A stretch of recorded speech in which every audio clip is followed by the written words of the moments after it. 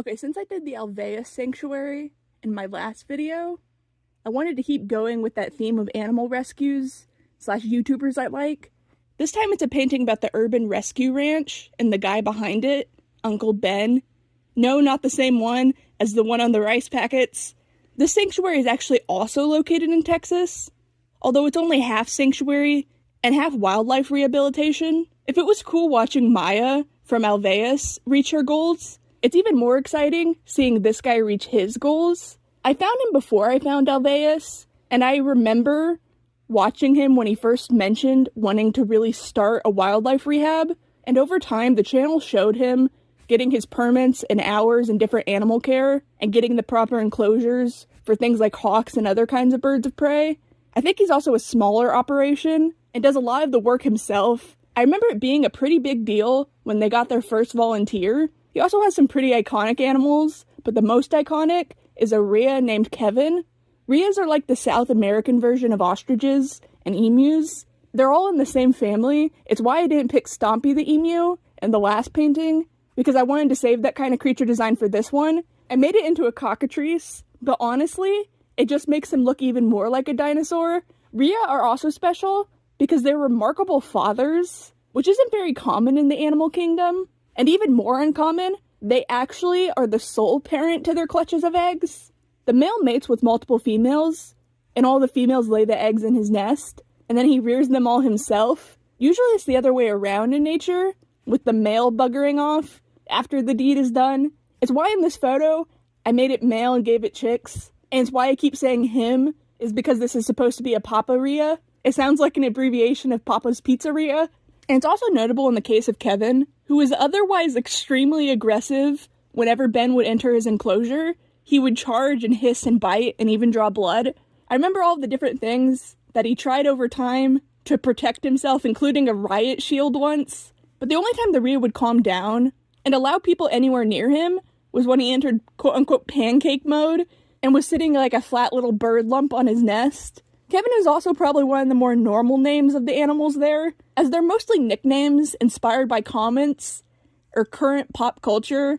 So he has two capybara named Gort and Quandale Dingle, and a dog named Poggers, and he used to have an ostrich named Homelander, back when the Boys TV show was at the height of its hype.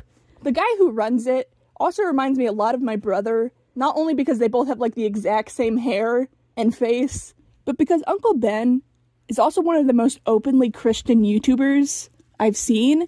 He talks a lot about how it impacts and leads his life, and my brother has always been the same way. And like my brother, their way of being Christian to me is less pushy than others, and they just casually mention it as a part of their life. Granted, Uncle Ben takes it one step further, because not only does he run a wildlife sanctuary / rehabilitation, and I think still edits his own videos from his phone, he's also going to college to be a pastor, or something else theology-wise like that.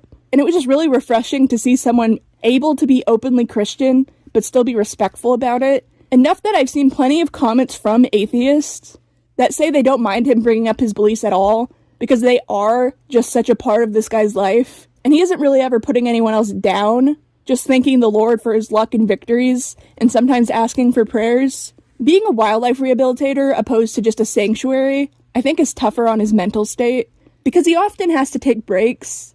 I remember him mentioning once having to put down multiple animals on his birthday, as well as a bunch of other complications that come from something like this, where he has to deal with the general public. And the survival rate for wildlife brought to rehabilitators isn't particularly high. It's really seemed to affect his mental health pretty badly, and I don't really pray often, as I'm uncomfortable sometimes with my own religious beliefs, but it helps a lot seeing a fellow Christian acting respectful and normal about religion. But I do remember praying for him a lot around that time, because if anyone would appreciate that, it would be this guy.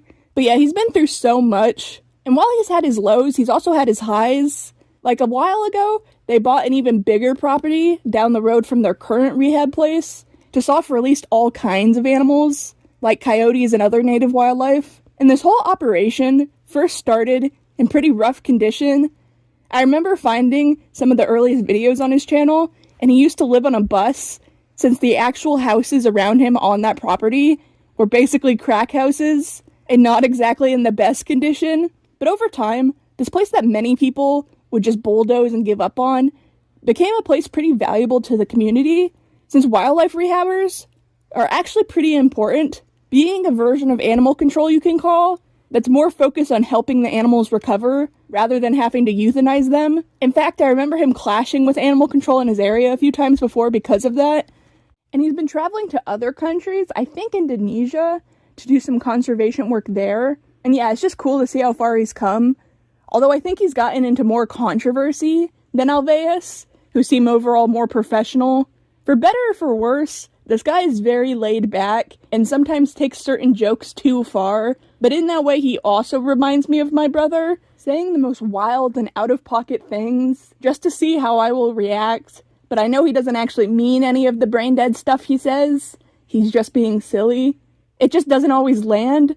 And sometimes that's the case with some of this guy's content, where the jokes just kind of feel in bad taste. But maybe it's because I'm used to that kind of behavior that I take it less at face value. But sometimes I can still be bothered by it. I always get nervous hyping up real people instead of just the media I like.